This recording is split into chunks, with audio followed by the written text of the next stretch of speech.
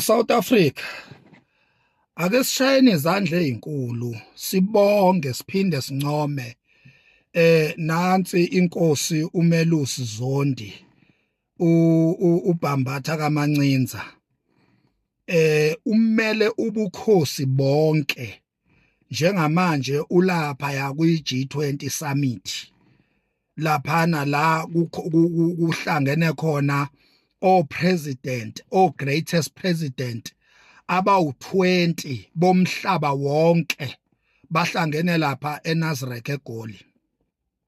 Nansi ke inkosi uMelusi uMfokazondi uyosimela laphana njengesizwe esiholwa ngobukhosi. Njengamanje ukuyoke leya summit uhlangene no president laphana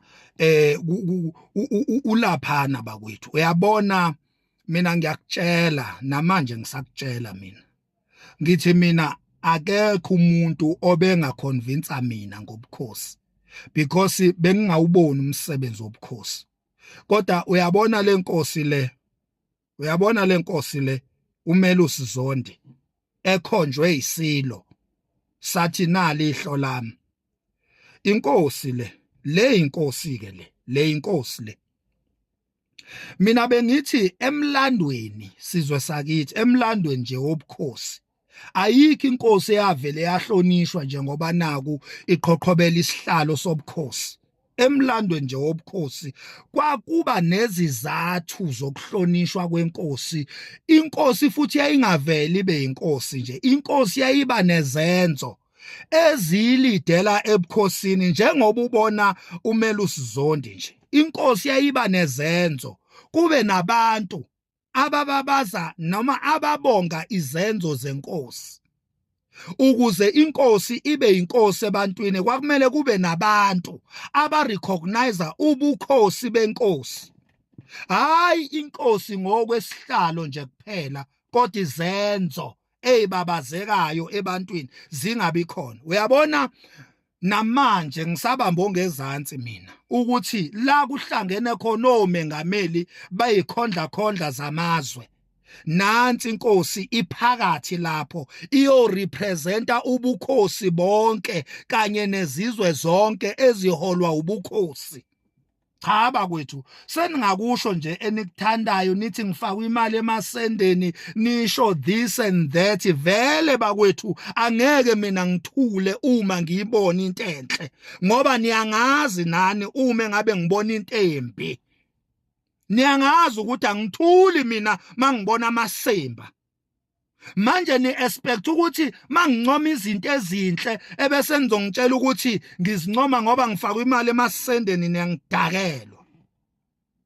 Ngeke mina ngithi ngibona into enhle bese ngiyathula ngilindele okubi kuphela ukuthi ngamsukwane kuvela okubi ngiyobe sengigiya ngalelo thambo uTikTok wonke kutrende mina ngithuka into embi kodwa ngibe ngingayincomi enhle. Uyabona inkosi uMancinza uZondi uMelusi Zondi mina ngiyakutshela ngimncoma ngenkani. Ngimncoma ngenkani lo baba lo. Kwenzeni ke nikwenzayo zinja uMelusi Zondi ngiyamncoma inkosi le. Minyaka yonke bake bahlangana opresident akaze sibone inkosi iyakhona lapho. Namhlanje nansi inkosi iphakathi la kuhlangene khona opresident laphana kuyoxoxiswana ukuthi amazwe asimamiswa kanjani ngokomnotho, amazwe avikeleka kanjani, asimamiswa kanjani. Laphana kuyoxoxwa ngathi we are being represented ngoba thina sithanda ubukhosi, thina ipolitiki isiphoxile. Njengamanje ithemba lethu lilodwa ubukhosi. Asinalo elinye ithemba. Thina sesithemba inkosi thina. Phela sithembe amakhosi, sithemba ubukhosi. Ipolitiki osopolitiki basiphoxile, badla bodwa, baba rich bodwa, benza izinto baphumelela bodwa, basishiye emkhukhwini, basishiye endlaleni, basishiye kuhluphekeni, basishiye osizini. Manje nali ihlo lesilo. Nansi inkosi ephakanyisiwe.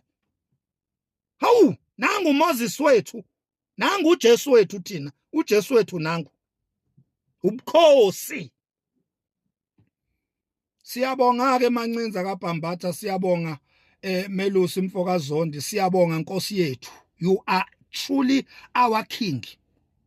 Sikusho lokhu esidlangalaleni sithi impela inkosi uMancinza Zondi uyinkosi kithi. Kusho thina singomakhanya.